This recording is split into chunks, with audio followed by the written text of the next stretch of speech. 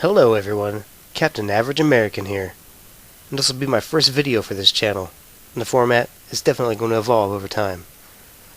This channel is mainly meant for an outlet for my frustrations with internet and American politics in general. My hope is to generate a discussion about this new social construct we are all now active in, called the internet. I remember telling a friend not long ago, I found it odd that in the 60s and 70s, people got shit done. And now that we have this perfect platform with infinite connectivity and instant news, all that, and yet we get nothing done. Well, I now realize this was due to my own personal bubble. I didn't see what was going on around me and shaping the social construct. I'm in my late 30s, and I've grown up with the internet. I've witnessed its birth and its evolution. I did, however, grow up in rural California. Alright, we didn't have internet. Well, we had internet, but it was fucking shit. And, yeah, so it was horrible. I couldn't play games, and back then there really were no games. We had Wolfenstein and shit, but nothing was really online. And then, you did have online gaming, but we had dial-up modems, so that just was never gonna fucking work. And I have lived in towns like this for my whole life, up until about 6 years ago. And that's when my bubble was burst. This new form of entertainment, connection, sharing, along with its conflict, is amazing. There are tons of intelligent and talented people out there, now given the perfect way to have their voices heard. So this brings us to our first discussion topic. And one that will probably come up again and again and again and again. And that's political correctness. But before I go on, I want to show you a video clip from the 90s. Keep in mind this clip is over 20 years old. And it hits every nail on the head so squarely that your ears will be ringing, your eyes will be crossed, and you will be buried in the basking of this political correctness. And this is what's wrong with the world today, and these people that are pushing this voice and this agenda have no idea the consequences for their actions. They're not looking into the future. They're thinking, they're not even thinking, they're acting. It's an emotional based response. But anyway, before I go on, enjoy this clip. Okay, everyone, today we're going to be tackling what is one of the most fundamental yet one of the most demanding drawing exercises that any aspiring artist may undertake. We're going to be sketching the female nude today, but I'm going to ask you not to focus on portraiture so much at this point. Just focus on lines and shadow and form, okay? Sylvia, if you'll please. Hey! Yes. Excuse me, Mr. Dwyer, but, I took this class to learn how to sketch, not to ogle some poor female nude. Oh, well, this isn't about ogling. No, we're just going to observe line and shadow and form. And we're going to use economic repression to once again exploit a woman's body. Well, I don't think that's what we're doing here. No? No. Excuse me, sister, are you being paid? Yes. I rest my case. Well, of course she's being paid. She's a professional artist model. I see no reason why we shouldn't use her. Use her? Use her? I wish you could hear yourself, sir. Remember, language is a virus. Well, I certainly didn't mean to infect anyone. That's no excuse. Sexism in any context is never appropriate. But what about our charcoal technique? Don't change the subject here, sir. This class is a travesty. That poor woman child is just another victim of the patriarchy. She is? I am? Hate crime. Hate crime. Not only that, it is also a racist construct. This woman represents the same white image of beauty that has oppressed women for centuries. Hate crime. Hate crime. Where are the nude models of color? The people of girth, the handy-capable, the elderly. The queer. Well, I'm sorry, it's just naked, fat, black, crippled dykes are hard to find.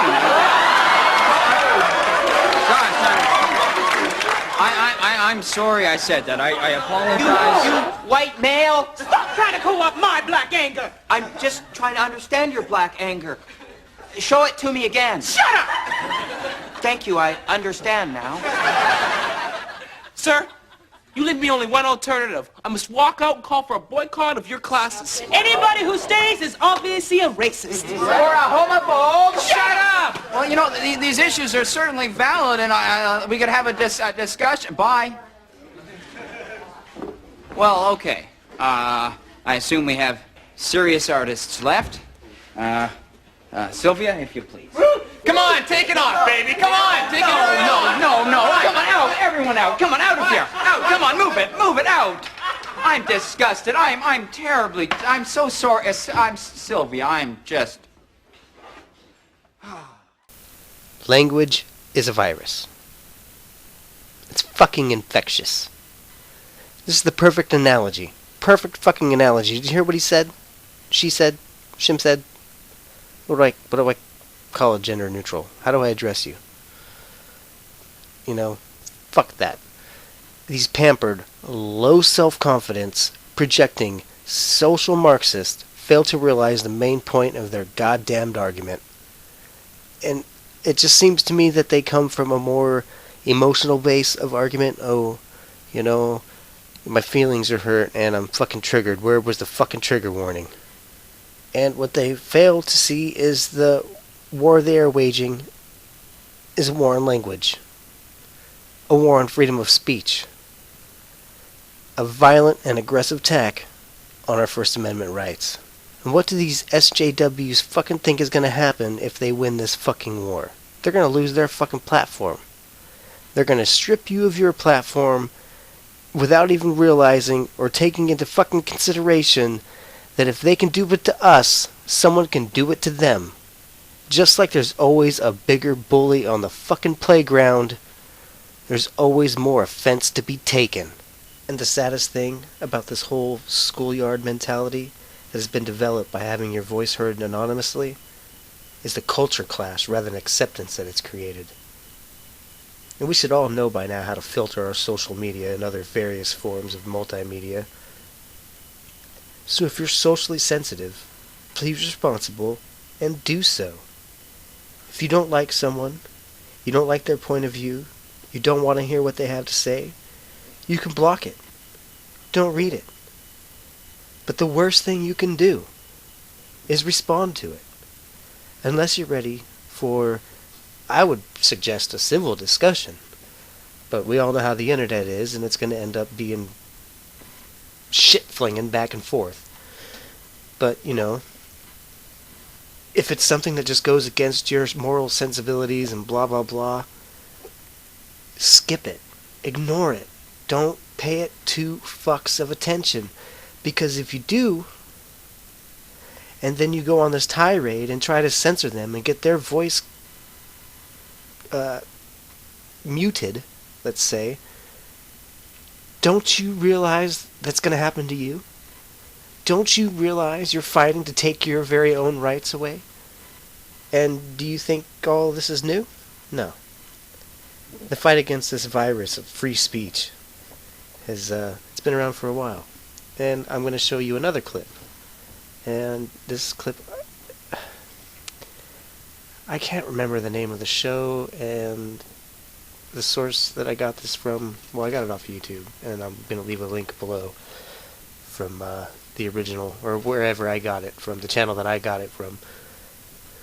It's Frank Zappa, and I'm going to say it's in the 70s and maybe 60s, and he just, it's perfect, and it just goes to show that this is not a new fight, but it's a fight that's been fought long enough, and now at a point where people can sit at home and rage and rage and rage behind their keyboards and be keyboard warriors.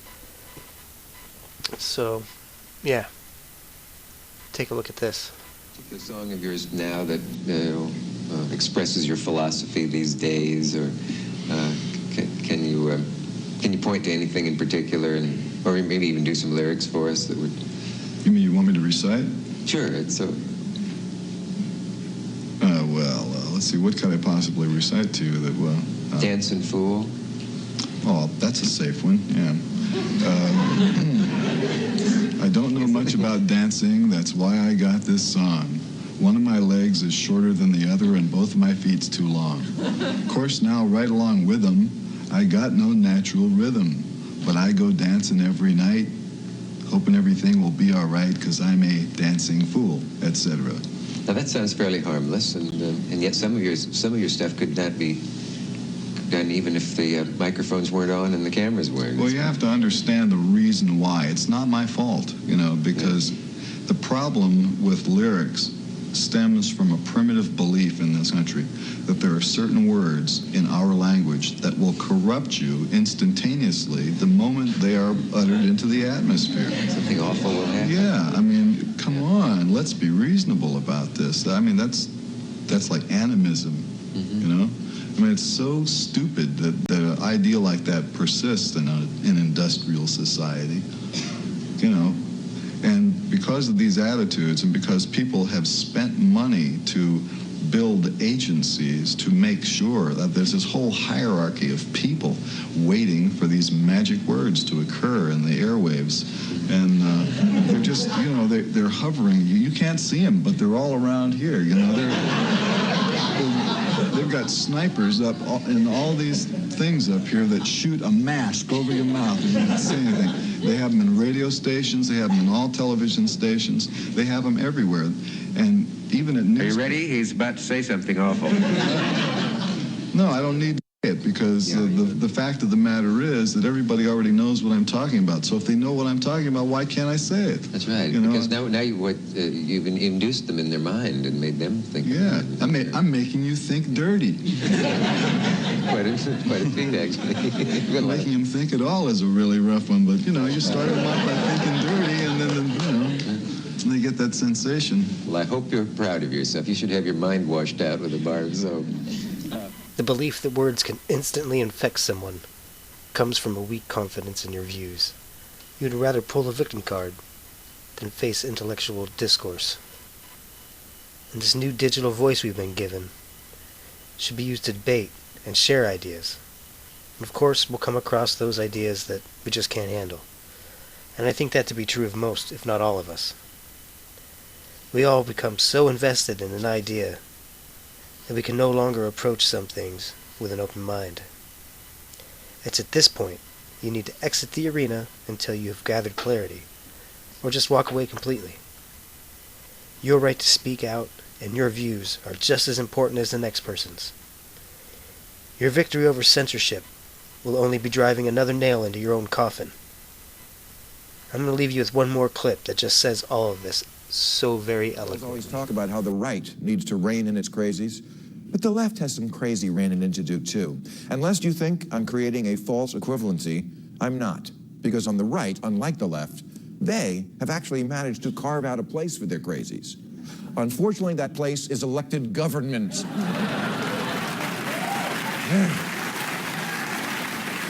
All the more reason not to drive people into their arms with crazy political correctness.